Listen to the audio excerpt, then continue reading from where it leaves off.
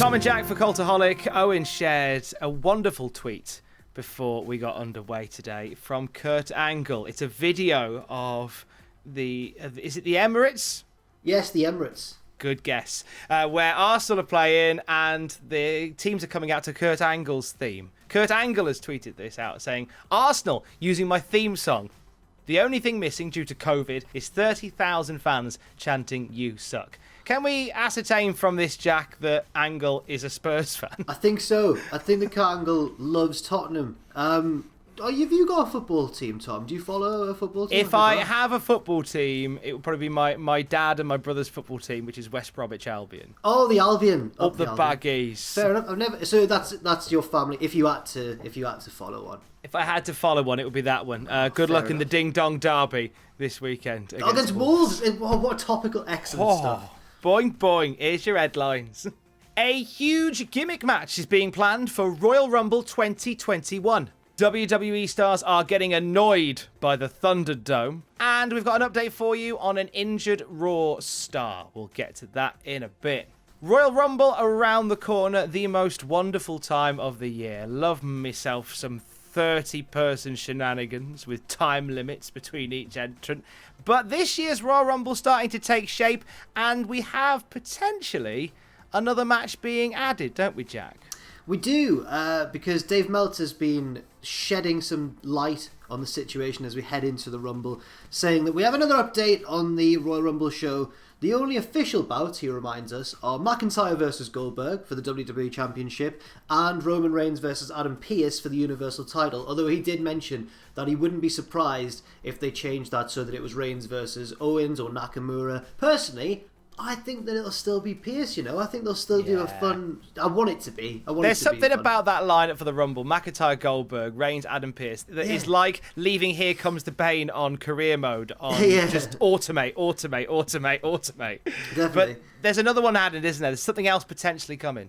In the works, yes. Not confirmed yet, but Meltzer reckons that Orton versus The Fiend in a gimmick match was the only other match that he's heard as going to happen. So they've not officially announced anything yet, but apparently it's very much in the works. By gimmick match, I don't know if he means like a stipulation, like hardcore or last man standing or whatever, or does he mean a cinematic match? I don't know. Oh, I mean, the possibilities are endless. At this point, you'll be thinking, well, didn't Randy Orton declare for the Royal Rumble? He did. The belief is, from reports, that is a red herring. Yes. He'll be taken out of the match in favour of fighting the Fiend. We've seen people, be in a match on the card and then enter the Rumble and sometimes win it. In the case of, did Roman Reigns do that? I feel like he did.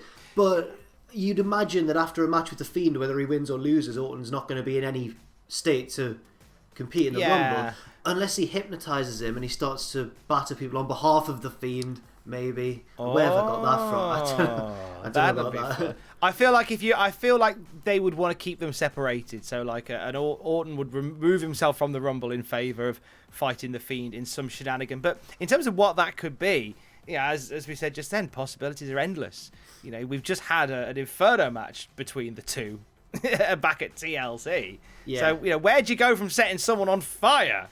Yeah. I'd try to think of a quick answer there, and I genuinely don't know. No, there isn't one. But expect Hell in a Cell. Oh yes, with the red lights. Let's play Virtual Boy Hell in a Cell again, please. That'd be amazing. So Fiend and Orton could be going down at the Thunderdome for Royal Rumble, a place that many WWE stars aren't massively enjoying at the moment. Isn't that right, Jack? So, according to the Wrestling Observer newsletter, WWE stars are getting annoyed by the Thunderdome, or a certain aspect of the Thunderdome, and apparently it's the crowd noise, the piped in crowd reactions, because obviously they've done that.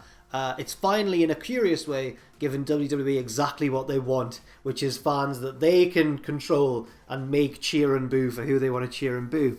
But apparently, in the newsletter, they were saying that the ability to completely control reactions has led to frustration from some of the underneath talent, some of the lower card talent, because they realise that the company creates the sound based on who they want to push and who they don't, and then basically there's no way of doing a Daniel Bryan, of forcing your way through the glass ceiling by organically getting yourself over. Obviously, that's never a guarantee of success anyway. Sometimes WWE curiously begrudged talent who get over in spite of their booking plans, when you think it would actually be more beneficial to everybody if they just went, oh, fair enough, you've done it, let's get behind you. The likes of Zack Ryder and Rusev prove that. But apparently now that it's taken away any chance of you even being able to think about doing a Daniel Bryan when they control the crowd reactions, it has led to frustration. Apparently, according to Sean Ross Sapp as well, there's meant to be heat on Mustafa Ali for acknowledging the piped-in crowd noises on Raw Tour. Which sounds like they don't want people thing. acknowledging the fact that the fans aren't really there. We know the fans. We can see that the fans aren't really there. I know, but they don't want to tell us for what, just in case we're somewhat fooled by it. I don't know. Do they want us to think that the screens can make noise? I think it's more the fact that it's like we know that they're not really there, but you don't really want to draw attention to it. Okay, you know. Okay. I sort of understand. I get that from a standpoint, but what you said there is very true. The fact that now WWE well and truly control the narrative of characters that they want to push, and that makes them now no different to a TV show, because it was only in wrestling where you had things like that, really. Like in the heyday of Friends, people couldn't cheer louder and laugh louder for Gunther, in the hope that he gets a sitcom spin-off. It's true. Gunther's been working in the coffee shop for too long. They begrudgingly give him a push, only to have him binned off by Rachel 3 days in. Yeah. Rumours of backstage heat on Gunther. Gunther heading to AEW, confirmed. Hey, talking of which... Gunther pops up on Seinfeld. What's Blunther doing in the Seinfeld zone? Oh, it's the best news video we've ever done. This is the best, mate. This is a dream. On the subject of AEW, briefly, Chris Jericho tested positive for COVID. Well, he revealed a prior positive test for COVID-19. And we've got a little update on sort of the situation behind that now, haven't we, Jack? Yeah, Meltzer gave a more clear picture of the Jericho story. And you know, it's always been talked about the fact that Jericho and Meltzer are quite close. So maybe this is something that Jericho directly told Meltzer himself. It might not even be from a source close to both parties. But Meltzer says it's been confirmed that he tested positive 3 times in a week after being in Jacksonville on the American dating system always messes with my brain, on the 9th of September and the 10th of September for AEW tapings. He said he was asymptomatic. It was said to be based on someone being sick and testing positive who he'd been exposed to, so he got himself tested once he got home and then found out that he was positive. He quarantined himself for about the 11th of September to the 21st, give or take a day, which is the 10-day period according to the CDC guidelines. Nobody else in his family had any symptoms. AEW didn't have any tapings during that period, and he tested negative on the 22nd of September and appeared on the 23rd of September taping. So it sounds like it was all handled pretty much as well as it could have been. Certainly sounds like that. And you wouldn't have really noticed, because we sat here the other week and we were like, we can't figure out when he would have had it. But then you forget that AEW went through periods where they were taping blocks of Dynamite during the summer and during the autumn as well, or the fall. And I mean, the funniest bit of this to me is the bit where and he isolated himself for around 10 days, which is the official guideline period.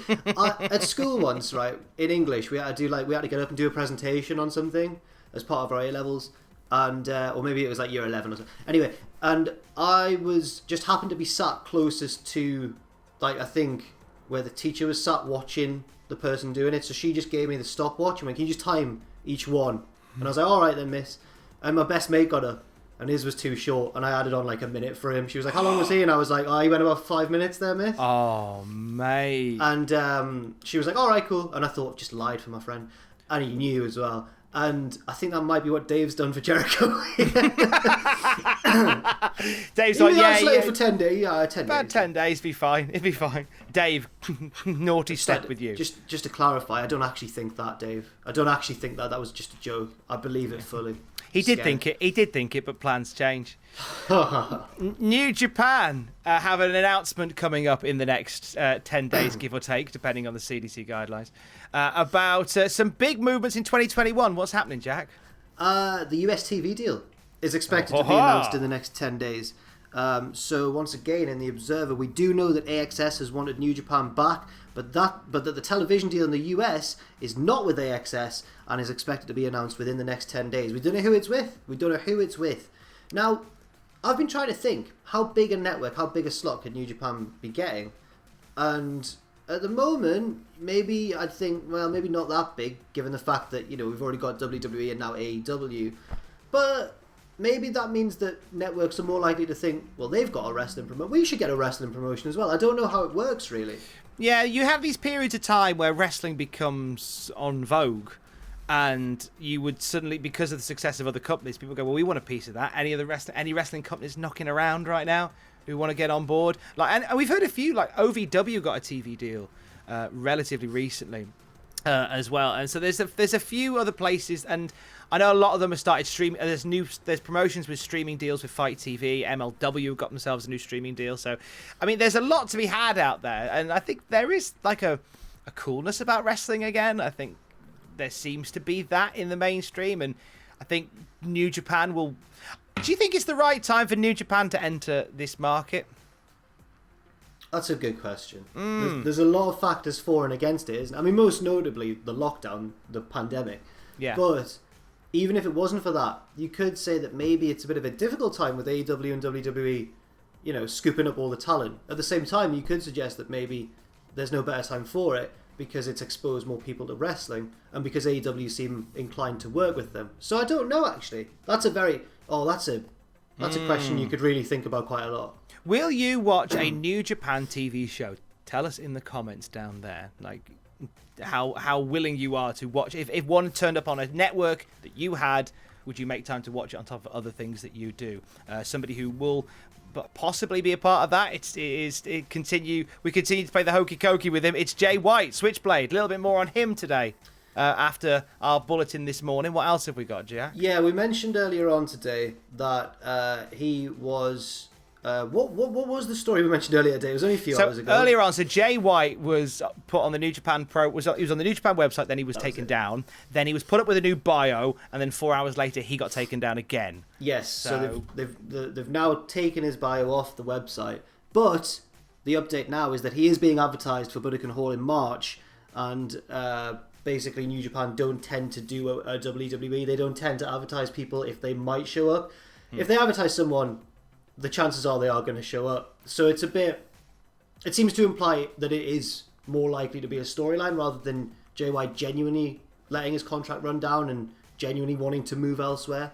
It seems here to be more part of a storyline. So that is the latest we have on Jay White. And we end with the latest we have on a Raw star who suffered an injury recently. That'd be Kofi Kingston. He popped onto Instagram Live to let us know how he's getting on. He did. He said that he was having problems with his mouth closing on one side due to a jaw issue and feels like he's been talking funny in order to compensate for it. He said he'll be finding out what exactly is wrong shortly, and also noted a few weeks ago on Twitter that he was spitting pieces of his teeth out of his mouth after a recent bout with the Hurt Business. But whether the notes here say whether this is related is unknown. Sounds related. Sounds very related. Sounds very related. Now, that has been reported as a broken jaw by WWE, but we didn't know at the time whether that was kayfabe or real. But I guess Kofi himself is going to get that checked out and find out what exactly the issue is. Hopefully he's all right. Hopefully he recovers quickly. Fingers crossed for a quick recovery and a healthy recovery for Kofi Kingston, who may not be on our TVs for a little while from here. That's it from us at 4 p.m. Greenwich Mean Time today. Love You By Friday is back, Jack. Oh, exciting times. Are you looking forward to it? Do you know what? I have flipping missed catching up with everybody on Twitch. I feel like I haven't done enough. You did it? Last year? Yeah, it'd be last. I think we wrapped up just before Christmas last year. Oh, you'll be able to see what everyone's been up to? I've been pulling my weight over on Twitch, so I think I should probably start pulling my weight again. So it is you and I, and it is live calls to the isolation station at twitch.tv/Cultaholic at 1600 Greenwich Mean Time. This video should go live before then, I would have thought. If not, see you next week. No, I think it probably will. We should be fine. Any plans for the weekend, Jack? Well, no, Tom, never. No. Never plans. Nope, nothing at all. Okay. Just being very quiet once again. Maybe having a little cry. Oh. Stay safe. Stay safe. Love you. Bye.